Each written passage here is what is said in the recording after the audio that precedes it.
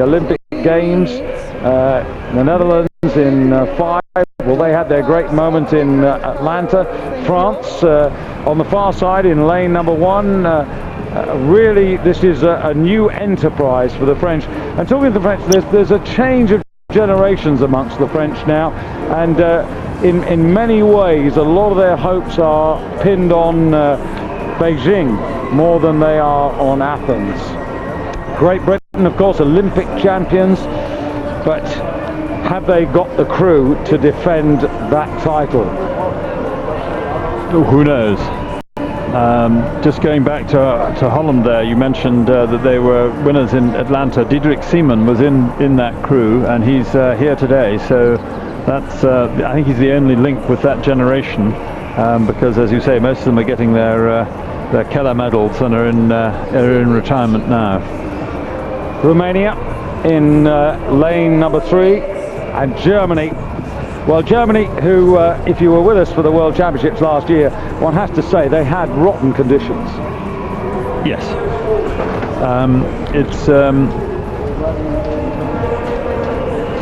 This is, as it were, payback time for all of these crews. It's a new season. They're substantially similar crews in many cases. They assume that the Canadians and the Americans, which were first and second placed in Milan last summer, will be based at least on the same crews, and so this is a very important indicator for those. You've got to really be winning here, or in the first 2 or 3 here at the to think of making the final, let alone being sure of getting a medal in Athens in 100 days' time. So, bottom of the picture, Croatia. 2 from the bottom are the Dutch in orange. Then in the pink boat, it's Germany. They're in lane number 4. Romania wearing yellow hats, the chaps, as opposed to the girls who wear red ones. And then Great Britain, 2 from the top of your picture they'll be, and France on the far side. Great Britain with Tom James in the stroke seat, Robin Bourke-Taylor at 7, Phil Simmons, Josh West from the 4 in at 5, Andrew Hodge at 4, John O'Devlin, Dan Ousley and Tom Stallard in the bow seat. Christian Cormack, the coxswain for Great Britain. In the British 8 there, with Stallard at bow, Josh West at 5, Robin Bourne-Taylor at 7, Tom James at stroke and Christian Cormack at cox. Those have all been involved in the boat race. And then you look across at the Dutch crew, and Gerrit Jan van Inkamp, who's number 2 in the Dutch crew, 2 from the bow. He was in the boat race with all those guys. So it's a home show. So the last race on this Bering World Cup regatta here in Poznan, and away we go. So as ever, it's get out fast, go faster, but for goodness sake, stay fast all the way down this course. And we're going away with the Romanians, and one man not suitably dressed there, that's Florin Correa, who's not got his yellow hat. Either facing forwards or backwards, but he is rowing at 47 strokes to the minute, so he's doing a service to his country without it. Away we go with, we saw Holland there. Interestingly, they've got Chung Chung Wei, who's their coxswain. Haven't actually discovered where he originates from, but he's the man who's got the race plan, facing Michael Bartman in the stroke seat. But it is Germany now who've got the bow of their 8 in front, and this crew with Peter Tida in the coxswain seat, but everyone talking about the man in the stroke seat, Enrico Schnabel, who's the man they believe is the man to make the difference, in from Dresden to make the difference in the stroke seat. He's a big chap for a stroke. If you look at his shoulders there in that picture, he's sitting as high at least as anybody in the crew, higher than most, and we've now switched of course to the Croatian stern in lane 6. But coming through the first 500 metres, and it is Germany who've got the advantage, albeit a narrow one, but they lead at the moment through that first 500 from Romania, from France, Great Britain in 4th place, and then Netherlands and Croatia. But it's pretty tight there. Nobody's broken away, and all to play for as we go through the second quarter of this race. Germany, of course, in the foreground. Whenever I think of the strokes, the great strokes, of course, one of the great ones for Germany, Roland Barr, but he actually only won an Olympic silver and bronze. He never actually managed to get the gold medal. He's on the IOC Athletes Commission, the same as Matthew Pinsent, and therefore has an influence. And as the Germans now just perhaps being surpassed by Romania.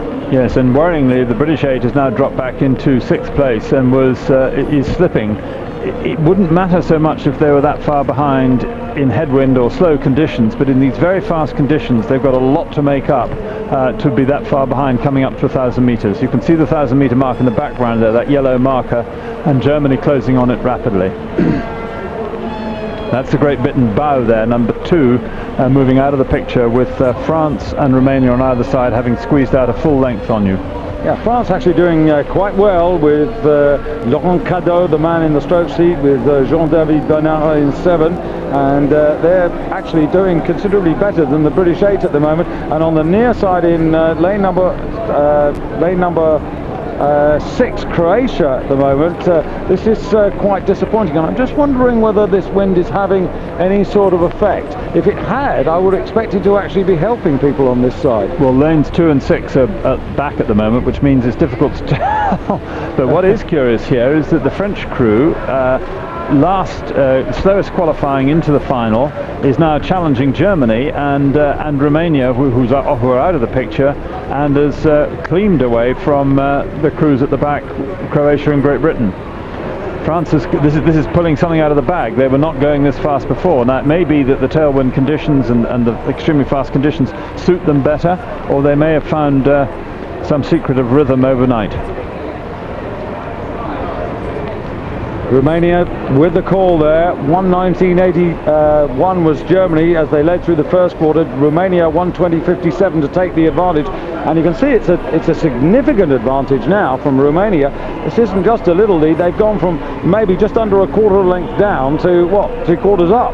And have a sort of rhythm, have a look about them, which means they can go the whole way. There's nothing challengeable about that. If you looked across, you'd think, goodness, what do I do now? Because a full length up and steaming. Yes, and at the moment, Great Britain in what, fifth place, 4th place, with Croatia just moving up a little bit, and I have to say the British are well out of this at the moment. Yeah, and France challenging Germany, looking much the more likely crew. France on the far side there, challenging Germany in the pink boat, with Romania still a length up, although not so much as they were, but still looking pretty comfortable to me.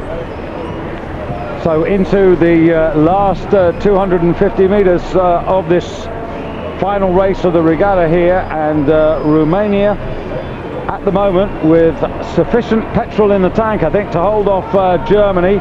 France still going extremely well. France, who finished 4th last year in the World Championships, but this is a really good effort. There's only 2 of that crew who are actually in the boat today, but it is Romania coming home, and they've really commanded this. They've got virtually clear water over Germany, who are now being seriously challenged by France. The angle doesn't really tell the story on the television picture, but it is Romania coming up now. They will get the win. Germany will just about hold on to 2nd place here. France will be, oh, that's very close. France being challenged by the Netherlands, who are in fact on the near side, I think have just grabbed that 3rd place.